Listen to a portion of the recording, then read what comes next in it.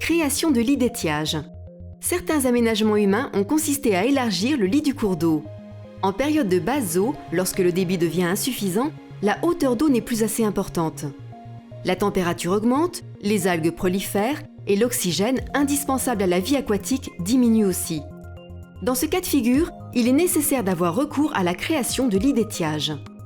Un lit d'étiage, également appelé risberme, est un aménagement qui consiste à réduire la largeur du cours d'eau, permettant de maintenir un débit et une hauteur d'eau suffisante en période de basse eau. Des végétaux sont plantés sur les berges une fois qu'elles ont été retravaillées, afin de les stabiliser et recréer une végétation qui est souvent manquante. Le lit d'étiage a également pour rôle de redonner une sinuosité au cours d'eau, ce qui améliore son oxygénation et sa capacité d'auto-épuration. La vitesse d'écoulement augmente, ce qui réduit l'élévation de la température et le développement des algues. À Autigny-la-Tour, par exemple, le verre s'élargit de 16 à 25 mètres sur environ 40 mètres linéaires à l'amont du pont. Cet élargissement provoque un étalement important de la lame d'eau et un réchauffement des eaux en période d'étiage. On observe régulièrement l'apparition de plantes aquatiques néfastes, surtout l'été.